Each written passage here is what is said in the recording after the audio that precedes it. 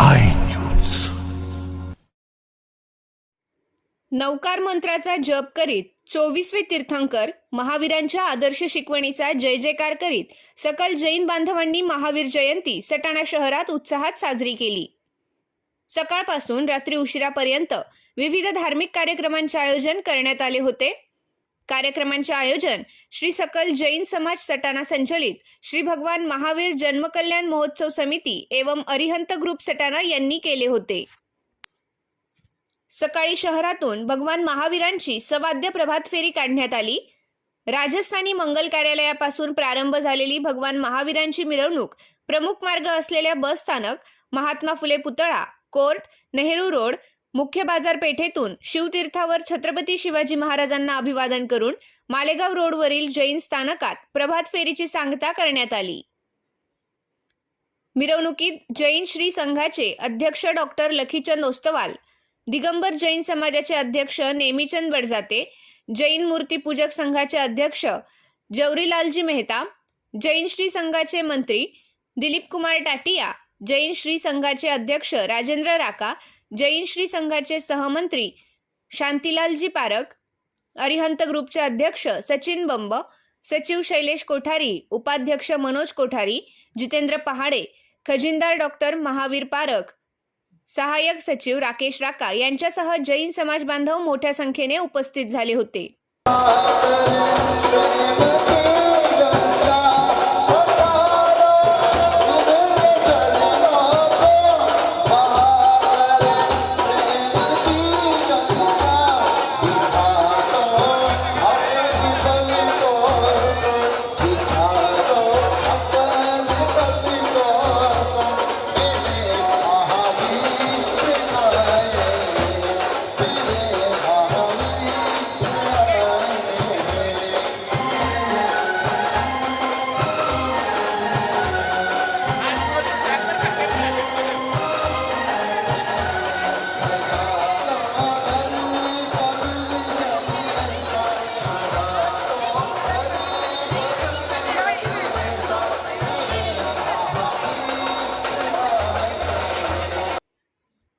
सायंकाळी राधाई मंगल कार्यालयात भगवान महावीरांचा पाळणा जन्मोत्सव साजरा करण्यात आला.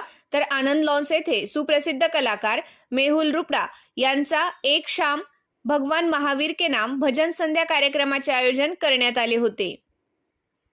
जैन स्थानकात अनंतजी साबदरा यांनी मुलांना बालवयातच सुसंस्काराचे धडे देऊन सुजाण नागरिक घडवण्याचे काम मातापित्यांनी करायला हवे असा अनमोल विचार यावेळी सकल जैन बांधवांसमोर साबदारा यांनी मांडलेत. कई आत्मा आते हैं, कई जाते हैं, लेकिन एक विशेष विरला महापुरुष होते हैं जिनका जन्म कल्याणक मनाया जाता है, क्योंकि वो खुद जैसा होते हैं सामने वालों को बनाते हैं. वैसे तो भगवान महावीर स्वामी का जो शासन काल था उसी वक्त में साइमल्टेनियसली यूरोप में टॉल्स्टॉय थे, प्लूटो थे, बिहार में गौतम बुद्ध थे, अनंत थे, महाभारत में श्री कृष्ण थे, अर्जुन थे, लेकिन प्लूटो कभी टॉल्स्टॉय नहीं बन सका. गौतम बुद्ध का शिष्य अनंत कभी गौतम बुद्ध नहीं बन पाया. श्री कृष्ण का चेला अर्जुन श्री कृष्ण नहीं बन पाया, लेकिन गौतम स्वामी इंद्रवती महावीर जैसे बन पाए. ये जिनको नर को नारायण बनाने वाला, काया को केवली, तन को तीर्थंकर, देह को देवादिदेव बनाने वाला, ऐसे जिन शासन परमात्मा भगवान महावीर का जन्म कल्याणक मनाने का महोत्सव किनको मिलता है? जिनका पुण्य पराकाष्ठी पे होता है, भाग्य चरम सीमा पे होता है, तभी जब जाके ऐसा मौका उनको प्राप्त होता है, अनंत पुण्य का उदय होता है. और देखो आज का दिन केवल भगवान महावीर का जन्म कल्याणक तो ही, इससे बड़ी बात तो कोई दूसरी है नहीं, लेकिन उतनी महत्वपूर्ण बात है. जैसे हम अभी जम्बूद्वीप के भारत क्षेत्र में साउथ में रहते हैं, वैसे जम्बूद्वीप के नॉर्थ में ऐरावत क्षेत्र है और जम्बूद्वीप के मिडल में एग्जैक्ट सेंटर में महाविद्या क्षेत्र है. आज भी वहाँ पे तीर्थंकर भगवान विराजते हैं. हमारे भारत क्षेत्र में तो भगवान महावीर स्वामी का शासन चल रहा है, लेकिन आज भी विहरमान तीर्थंकर नाम से जाने जाते हैं, जो आज भी वहाँ पे तीर्थंकर विराजमान है. ऐसे 20 के 20 विहरमान तीर्थंकर भगवंत का केवल ज्ञान महोत्सव भी आज है. आज हम उनके जन्म कल्याण के साथ साथ विहरमान तीर्थंकर भगवंत का केवल ज्ञान कल्याणक महोत्सव भी मना रहे. सचमुच हम सबके लिए अत्यंत भाग्योदय की बात है. आज का मैं तो ऐसे सी होने के बाद कई वर्षों तक प्रोफेसर था। एक बार प्रोफेसर शुरू होकर 50 मिनट तक नॉन स्टॉप चलता है, लेकिन मैं चाहूंगा कि आपके 12 नहीं बजेंगे उसके पहले अवश्य मैं अपने प्रवचन को विराम दूंगा। देखिए मेरी एक विनती आप सबको, जो मैंने आज का टॉपिक लिया उसको कृपया स्टेप बाय स्टेप समझेंगे तो बहुत ही अच्छा आनंद आपको आएगा। जिनेश्वर भगवान की वाणी अमृत है, उसका कितना पान करेंगे हम थकने वाले नहीं है, उल्टे हमारे अनंत अनंत अशुभ कर्मों की निर्जर होने वाली है। तो मेरी सभी से नम्र निवेदन है, मैंने जो एक स्टेप बाय स्टेप उसको आगे लेके जा रहा हूँ, कृपया कोई भी स्टेप ऑफ उसको मिस ना करे तो कि अगले स्टेप पे हम चढ़ पाएंगे। सबसे पहले उस भगवान महावीर को जगत पितामह कहा गया है। हमारे जैन धर्म जो है ना, देखो मैं साइंस का स्टूडेंट था, मेरे एमबीबीएस की एडमिशन 2 मार्क में से गई, इसलिए फिर मेरे को सीए बनना पड़ा। हाथ में इंजेक्शन के बजाय मैंने पेन ले लिया, देखिए इसलिए मेरा साइंस से, मैथ से, अकाउंट से काफी अच्छा परिचय है। हमारा जैन धर्म एक्सट्रीमली साइंटिफिक है, एग्जैक्टली उसमें फिजिक्स भी है, केमिस्ट्री भी है, बायोलॉजी और मैथमेटिक्स भी। यू विल नॉट बिलीव, हमारे आज के गणित में हम जब गणित जानते हैं ना, मैं जैन धर्म के और अटैक होने का कारण गणित नहीं होगी। हम आज के गणित जो जानते हैं, कैलकुलेटर है हमारे पास, टैब है हमारे पास, कंप्यूटर है, सुपर कंप्यूटर है। हम जब 3 को बोलते हैं तो सैकड़ा बोलते हैं, 4 को 1000 बोलते हैं, 5 को 10,000 बोलते हैं, 6 को 1 लाख बोलते हैं, 7 को 10 लाख बोलते हैं, उसको 1 मिलियन इंग्लिश में, 10 को 1 बिलियन बोलते हैं, 13 को 1 ट्रिलियन बोलते हैं, 16 को 1 क्वाड्रिलियन बोलते हैं। क्या बोलते हैं? यानी 1 पे 15 शून्य उसको क्वाड्रिलियन। आज का मैथमेटिक्स क्वाड्रिलियन के आगे नहीं जाता है। क्या है? आज की सबसे बड़ी इकोनॉमी यूएसए की इकोनॉमी वो भी 20 ट्रिलियन की है, क्वाड्रिलियन की नहीं है। ट्रिलियन बोले तो 1 के ऊपर 12 शून्य। हमारी इंडिया की इकोनॉमी $3 ट्रिलियन है, 3 के ऊपर 12 शून्य। अमेरिका के $20 ट्रिलियन है, चाइना के $16 ट्रिलियन है। तो कहने का मतलब अभी का मैथ से पूर्व का मैथ 16 अंक के आगे जाता नहीं, जबकि जैनिज्म में 154 अंक तक लेके गए। कहां तक लेके गए? उसको शीर्ष प्रहेलिका कहते हैं, 54 अंक और 140 बिंदिया। इतना सूक्ष्म गणित, इतना सूक्ष्म मैथमेटिक्स जैनिज्म में भरा है। ऐसे अपने भगवान महावीर का जगत पितामह का है, क्योंकि जैसे हमारे को जो जन्म देते हैं उसे जन्मदाता को हम पिता कहते हैं, पिता को जो जन्म देता है उसको पितामह कहते हैं, यानी दादा। दादा का करेक्ट वर्ड पितामह है। तो हमारे पिता जन्मदाता पिता है, हमारे पिता को जन्म देने वाले हमारे पितामह है।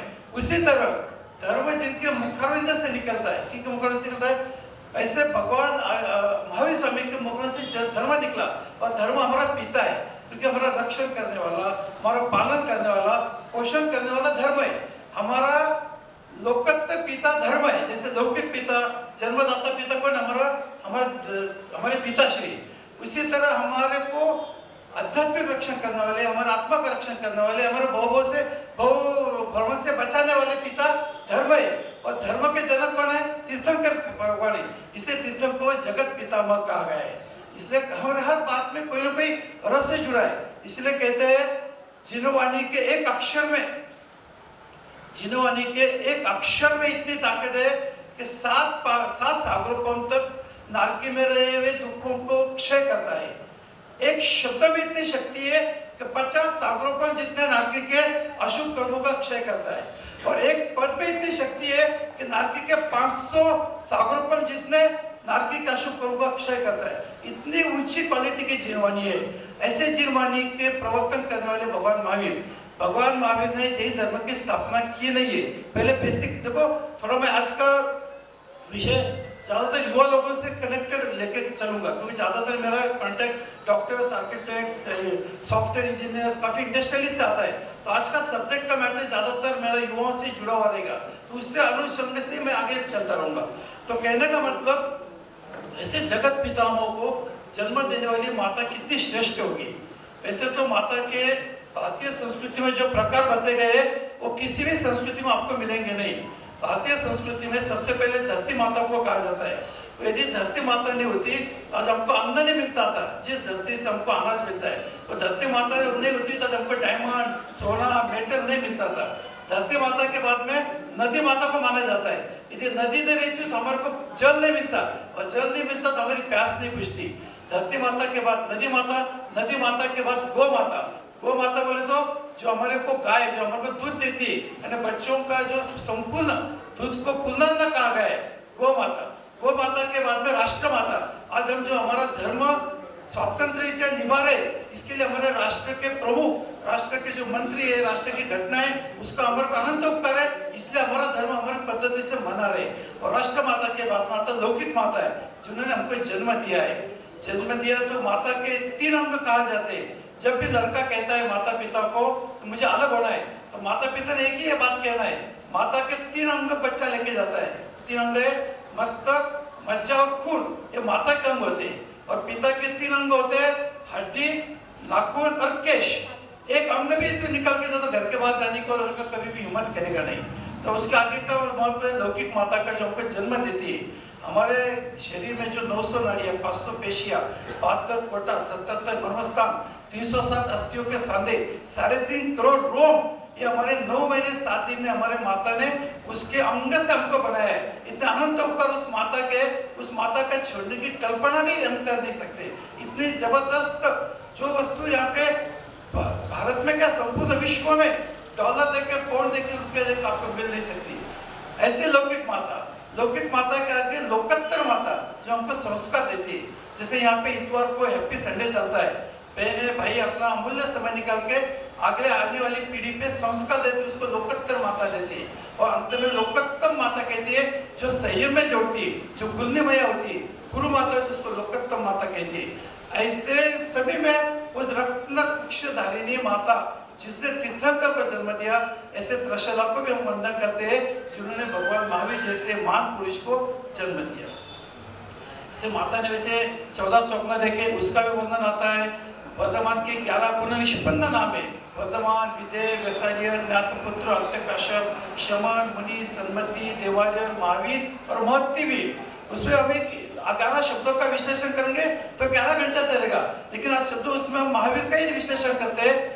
महावीर का स्पेलिंग क्या है? MA। हर शब्द में अनंत रस से भरे। M stands for merciful, वो तो क्षमावंत। भगवान के कभी भी किसी ने गुस्सा किया तो भगवान ने उसका प्रतिकार क्रोध से नहीं किया, क्षमा से किया। M for merciful, A for apology, भगवान ने अपनी गलती नहीं हुई, सामने की गलती नहीं थी, उसको क्षमा किए। M for merciful, A for apology। और में H for humility, अत्यंत विनय, ठूस के भगवान में विनय भरा था। जब भी संसार में थे तो माता पिता का कोई शब्द टाला नहीं। माता पिता के देह विलय के बाद 2 वर्ष तक बंधु के आदर के लिए संसार में रहे और बाद में उन्होंने दीक्षा ली। अत्यंत विनय उनके रोम रोम में खून में भरा था। H for humility, I for Mahavir, A for abandonment, भगवान को हम इसलिए नतमस्तक नहीं होते कि वो कभी प्रिय मित्र चक्रवर्ती भी होकर गए। भगवान 6 खंड के अधिपति भी बने थे। भगवान को इसके लिए वंदन नमस्कार नहीं करते, बल्कि भगवान ने 6 बातों को नमाया था।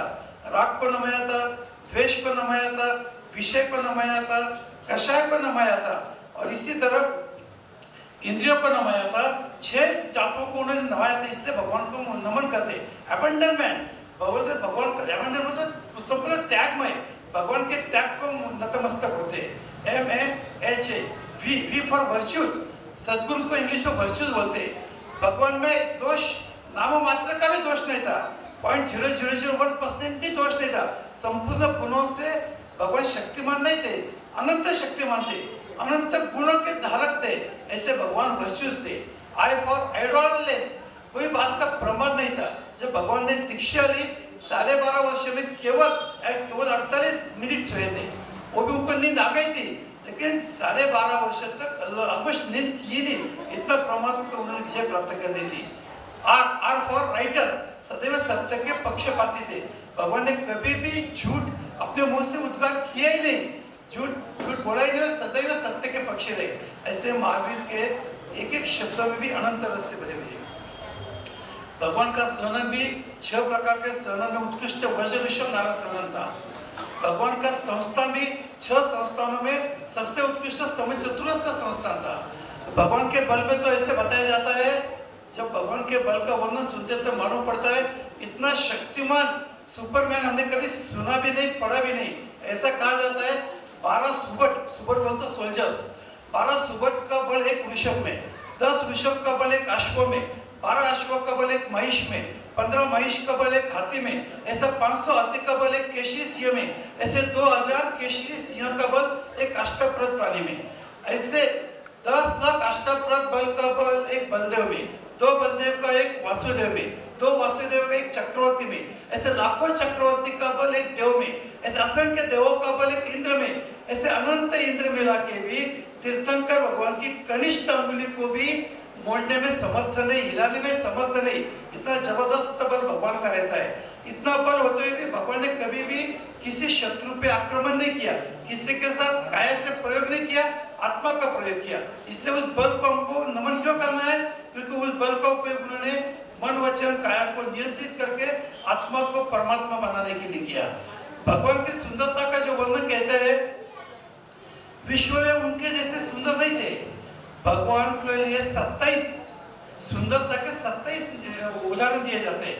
सबसे कम सुंदर कर्मभूमि का मनुष्य रहता है, उससे ज्यादा सुंदर अंतर्युग का मनुष्य रहता है, उससे ज्यादा सुंदर और कर्मभूमि का होता है, उससे ज्यादा सुंदर बलदेव, उससे वासुदेव, उससे चक्रवर्ती, उससे ज्यादा सुंदर भवनपति, उससे वैनंतर, उससे ज्योतिषी, उससे ज्यादा फिर सौधर्म, ईशान, सनत कुमार, महेंद्र, ब्रह्म, अंतक, महाशुक्र, सहस्र, अनंत, प्राणत, आरन, अच्युत, ऐसे 12 देव लोग। उसके बाद में 9 ग्रह के देव सुंदर रहते, उसके बाद में 4 अनुत्तर विमान के देवता सुंदर रहते, उससे ज्यादा सुंदर सर्वत्र सिद्ध के देव, उससे ज्यादा सुंदर आहरक शरीर वाले संत, उससे ज्यादा सुंदर गंधर्व और सबसे सर्वश्रेष्ठ सुंदर तीर्थंकर भगवान होते।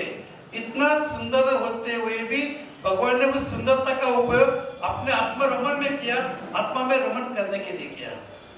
भगवान ने हमारे जैसे पामर आत्माओं को इस धर्म का अवलंबन करने के लिए 4 मार्ग बताए: दान, शील, तप और भाव। अभी भगवान का कैसे दान, शील, तप, भाव था, उसको महत्व परिप्रेक्ष्य में कैसे ला सकते, उस पर हम आने वाले हैं। भगवान के दान का वर्णन कहा जाता है, कोई भी तीर्थंकर दीक्षा लेने के 1 वर्ष पहले वो दान चालू करते, 1 वर्ष पहले दान चालू करते। हर तीर्थंकर की ये परंपरा है, क्योंकि उनको सब दुनिया को बताना है। जैसे हम जानते हैं, संपत्ति के 3 उपयोगी, यहाँ पे जितने भी धनवान है, जितने भी लक्ष्मी के पुत्र है, आपको कहाँ भी धन इन्वेस्ट करो तो 3 ही इंस्ट्रूमेंट है। पहला इंस्ट्रूमेंट है फाइनेंशियल इंस्ट्रूमेंट, आप शेयर्स में लगाएंगे, बॉन्ड में लगाएंगे, बैंक डिपॉजिट में लगाएंगे। दूसरा इंस्ट्रूमेंट आपके पास रियल इस्टेट है, आप लैंड में लेंगे, प्लॉट में लेंगे, बंगलो में लेंगे, दुकान में लेंगे, जमीन में लेंगे। और तीसरा इंस्ट्रूमेंट आपके पास मेटल है, सोना लेंगे, चांदी लेंगे, माइंस लेंगे। चौथा इंस्ट्रूमेंट आपको इन्वेस्ट करने के लिए संपत्ति का नहीं है। उसी तरह संपत्ति की भी ज्ञानियों ने 3 ही गति बताई है। कितनी गति बताई है? 3। एक तो उसको भोग लो, जितना भोगोगे उतना रोग शरीर में ज्यादा आएगा, जितना हार ज्यादा करोगे उतना अजीर्ण होगा, जितना ज्यादा आप सेवन करेंगे उतना आपको तकलीफ होगी। सबसे पहला उपयोग भोग है। दूसरा उसको उपयोग दान है, दान देके आप उसको भोग के कमाई में रूपांतरित कर सकते हैं।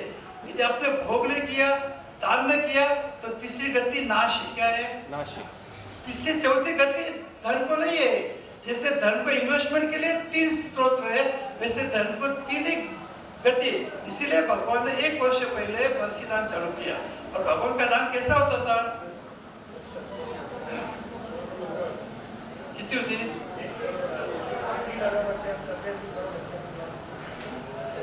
वजन किती होतं? वजन मागे पॉइंट घे, वजन किती होतं? 5 ग्राम। टोटल किती थे भगवान? चलो come on, let us come to statistics. भगवान दान देते थे 1 करोड़ 8 लाख स्वर्ण मुद्रा। कितने?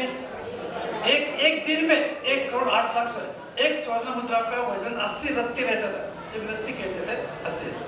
उस पे तीर्थंकर जिनेंद्र भगवान का चित्र, माता का चित्र, पिता का चित्र रहता था। किसका रहता था? राजा के लिए माता पिता को कितना सम्मान दिया जाता था। एक स्वर्ण मुद्रा 80 रत्ती की 1 करोड़ 8 लाख स्वर्ण मुद्राएं, एक वर्ष में 3 अब्ज 88 करोड़ 80 लाख स्वर्ण मुद्राएं। और स्वर्ण मुद्राएं हर रोज 225 रत्न जड़ी गाड़े में आती थी। हर रोज 225 गाड़े, 225 रथ, इतना स्वर्ण मुद्रा दान दिया जाता था। एक वर्ष में 81,000 स्वर्ण रथ होते थे। और उसका वजन 9,000 मन। कितना था? हर रोज का वजन 9,000 मन था। साल का 32,40,000 मन हो गया। एक मन 40 किलो, यानी 12 कोटी 96 लाख किलो। कितना होता है? 12 कोटी 96 लाख किलो स्वर्ण मुद्रा का दान भगवान ने 1 वर्ष में किया था। आज का भाव 60,000 रुपया किलो है, 58,000 किलो है, 58 लाख रुपए किलो है, 3% जीएसटी मिला तो 7 लाख रुपए किलो है। उसको 60 लाख से यदि गिनते तो कैलकुलेटर में फिगर नहीं आती, किसमें? लेकिन जैनिज्म में फिगर आती है 776 पे 11 शून्य, 15 अंक की संख्या से कितनी आती है? उसको कहते हैं 7 अंक, 7 पद्म, 7 शंख, 6 निकर, 11 शून्य।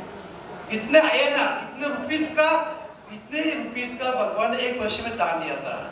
और दान लेने वाले की महत्ता कैसे रहती है? जिसके कर पात्र में दान आता है उसके 12 वर्ष तक उसको गरीबी का सामना नहीं करना पड़ता, 12 वर्ष तक उसके घर में कोई रोग नहीं आता, 12 वर्ष तक उसके घर में शांति रहती है, समृद्धि रहती है, 12 वर्ष तक किसी प्रकार की कोई तकलीफ घर में प्रवेश। इस तरह को दान लेने के लिए लालच रहते हैं।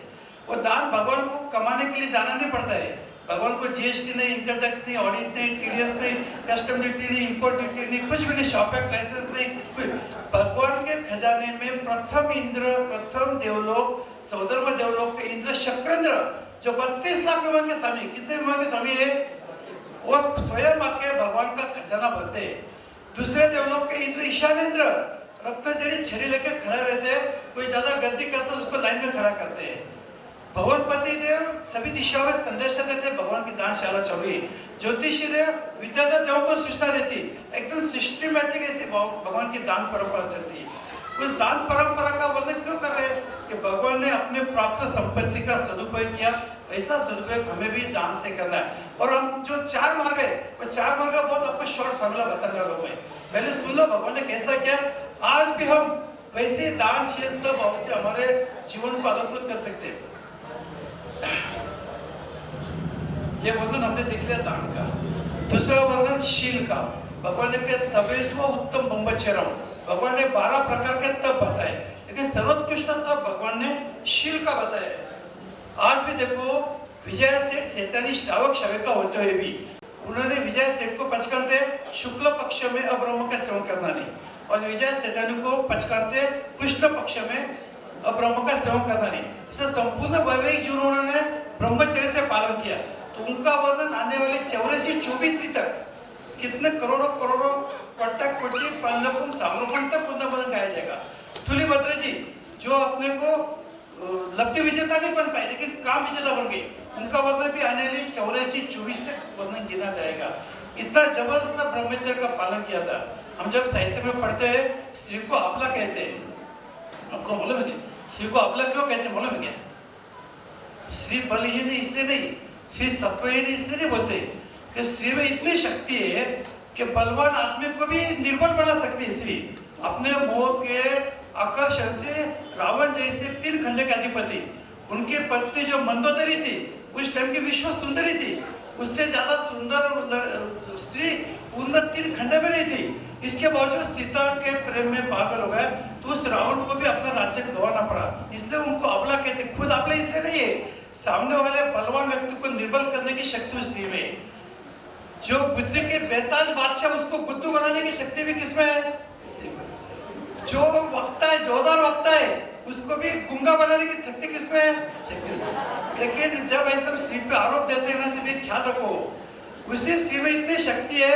जब कभी भी शक्ति का प्रतीक कहा जाता है तो देव का नाम नहीं आता, दुर्गा का नाम आता है। जब कभी भी विद्या का नाम लिया जाता है तो देव का नाम नहीं, सरस्वती का नाम आता है।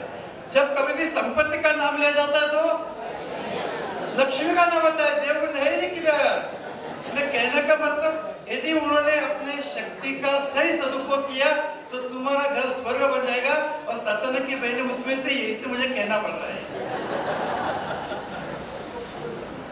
और हमारे 24 तीर्थंकर भगवान है, उसमें प्रथम तीर्थंकर भगवान ऋषभदेव भगवान को दीक्षा लेने के 1000 वर्ष बाद केवल ज्ञान हुआ। कितने वर्ष बाद हो? भगवान महावीर स्वामी जी को 12.5 वर्ष तक साधना करने के लिए बाद में केवल ज्ञान हुआ। घोराती को उपसर्ग परिषद जो भगवान के है वो रोमांच खड़े कर देते, जबकि मल्लीनाथ भगवान को केवल 1 पुराण में केवल ज्ञान हुआ। कितने पुराण में? स्त्री ने यदि ठाना तो कितनी बड़ी शक्ति है।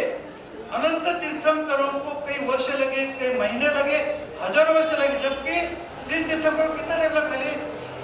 इतनी बड़ी शक्ति हमारी स्त्रियों में है, इसलिए उनको भागवती का है। आपको भगवत नहीं क्या है, इसलिए उनको भागवती का है।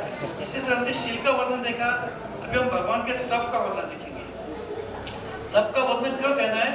तप को भगवान ने वज्र का है। वज्र बोले तो कर्म के कठोर पाषाण पर्वत को विदीर्ण करने की शक्ति केवल तप में है। तप को सिंह का है, तो काम मृग रूपी को नाश करने की शक्ति केवल सिंह में है। तब भगवान ने तप को अनेक उपाय दी वैसे, लेकिन भगवान का जो तप था ना, 12.5 वर्ष भगवान ने तप किया। कितने वर्ष तप किया? 11.5 वर्ष उसमें तपस्या के, एक ही वर्ष पार नहीं करता। 4144 उपवास। कितने उपवास है उसमें? 30। उसके बाद खाली 350 पारने, लगभग 11.5 दिन के सामने एक पारना था। और भगवान ने कभी भी निरंतर 2 दिन खाना नहीं खाया, कि भगवान की जगन तपस्या पहले की थी, उपवास की नहीं थी। आज यदि पालना किया तो कल से इमीडिएट उपवास शुरू होता था। लगातार 2 दिन भगवान ने कभी भी भोजन नहीं किया। 2 दिन तो जान दो, एक दिन में भी 2 बार भगवान ने भोजन नहीं किया। एक दिन में भी भगवान दोपहर में तीसरे पहर में जाके जो लेते थे ना, पुनश्य भोजन के लिए जाते नहीं थे। लगातार 2 दिन उन्होंने भोजन नहीं किया 12.5 वर्ष में। एक दिन में लगातार 2 बार भोजन नहीं किया। और भगवान की सभी तपस्या निर्जल थी, निर्जल जल रहित थी। इतना जबरदस्त तप का वर्णन है। वो 4144 जो उपवास है,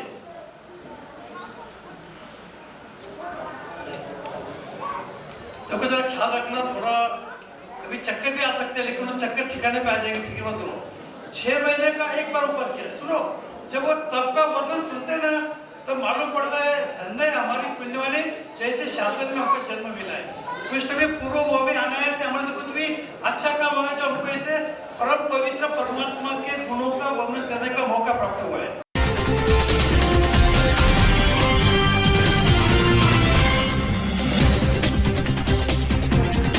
I